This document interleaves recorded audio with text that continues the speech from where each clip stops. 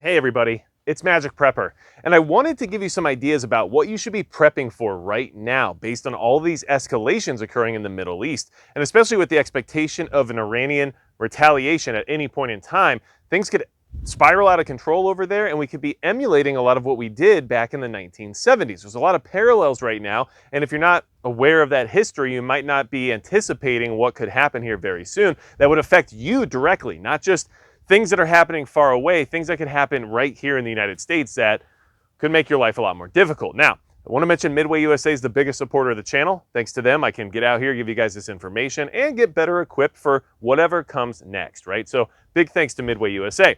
Now, in 1973, we had the oil crisis here in the United States, and that was created by an embargo that was placed against the United States as well as other Western countries from Arab members of OPEC. And OPEC, of course, is the Organization of Petroleum Exporting Countries.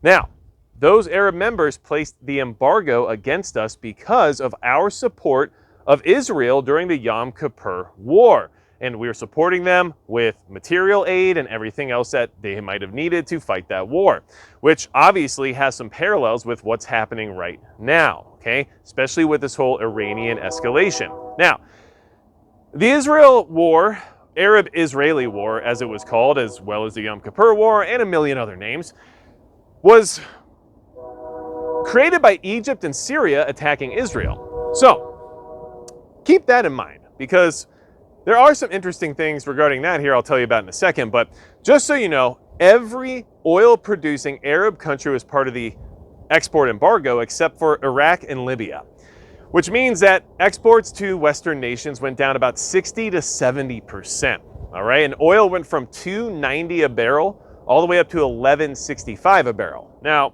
these days that sounds really cheap, but back then that was a huge price increase all of a sudden, right?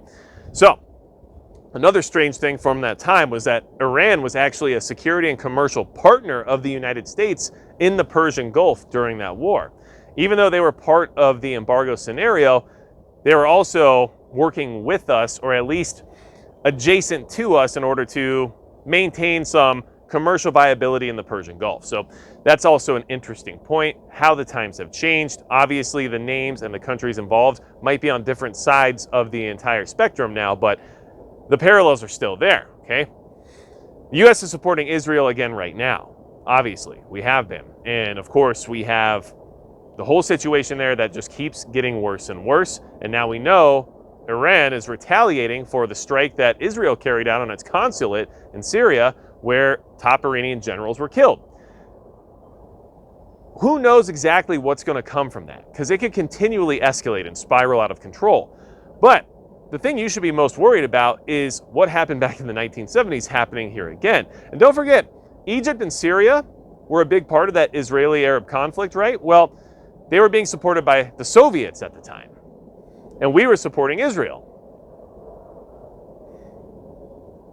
Any parallels there? Well, I would say so. Iran and Russia are working very closely together, and we are obviously Israel's #1 ally. So things could definitely start skewing that way once again.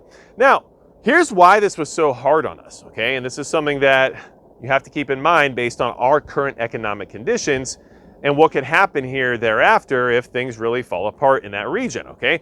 Leading up to that Arab-Israeli war, Yom Kippur War, whatever you're calling it, right? Leading up to that here in the US, we had a lot of economic difficulties. Some of it was from the Vietnam War effort, which was obviously very expensive and maybe not managed very well, okay? And then we also had the devaluation of the dollar starting in 1971, especially based on, I don't know, the removal of the gold-backed version of currency. No more gold standard for us here in the United States, right? So the devaluation of the dollar mixed with the expenses created by the Vietnam War effort already had us in a very tight economic situation. And then the oil crisis occurred. And I don't know about you, but I feel like right now we're in a relatively tight economic situation. Tends to seem that way now, doesn't it?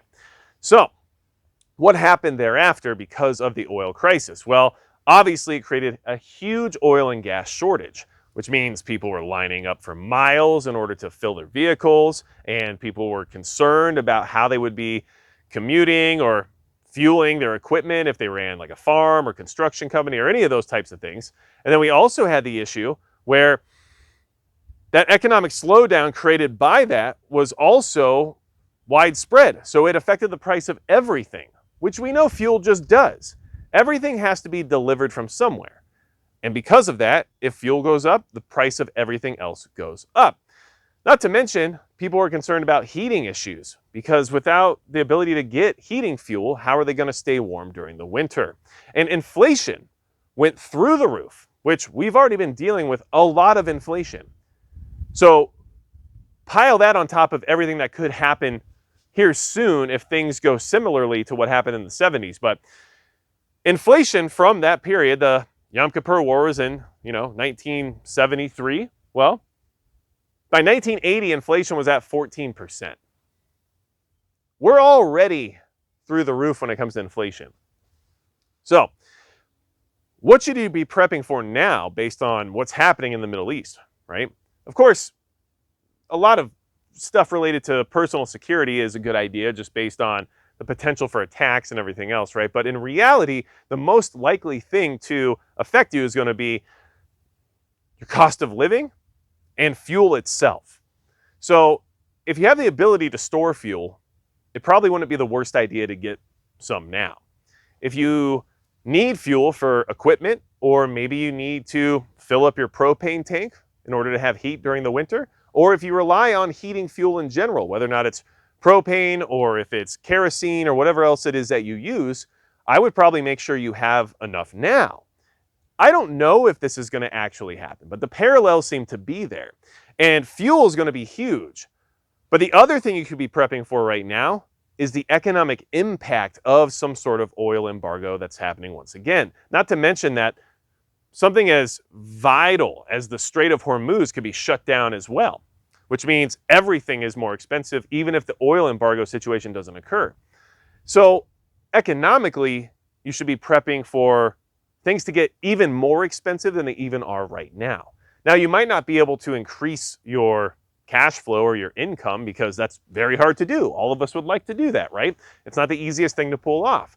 But perhaps you could start strategizing about what it is you could eliminate from your budget or what it is you might be able to do without when that time comes. And by having that strategy in place, it won't hurt as bad when that time comes for you to actually make those tough decisions because they've been predetermined, right? But in reality, I mean, yes, there's a potential for crazy things to happen. We all know that. But the most likely thing that could affect you from what's happening right now is your cost of living, the ability to get fuel, and your ability to stay warm during the winter. And because we're exiting winter, which where I live feels like takes forever, although many of you are probably already on the beach, right? Because we're out of that season, now really is the time to be getting ready for that. Because this next winter could be extremely difficult for everybody in the country if anything similar to what happened in the 1970s happens because of this. And the parallels are there. Are they exactly the same? No, they're not. Is the global economy much different now than it was back then? Of course it is. But that doesn't mean that these countries won't retaliate if things escalate to a certain degree.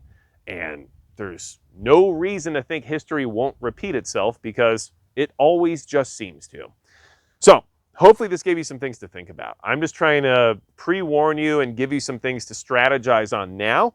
You don't have to panic and go out and buy a 500-pound propane tank or anything crazy like that, right? All you have to do is start strategizing how you will react to this potential crisis that could occur. And if you realize that right now is the best time to act on some of those needs you might have, well, maybe that's something you should do, okay? Anything else you need from me at all, go to magicprepper.com. And besides that, that's going to be it for Magic Prepper.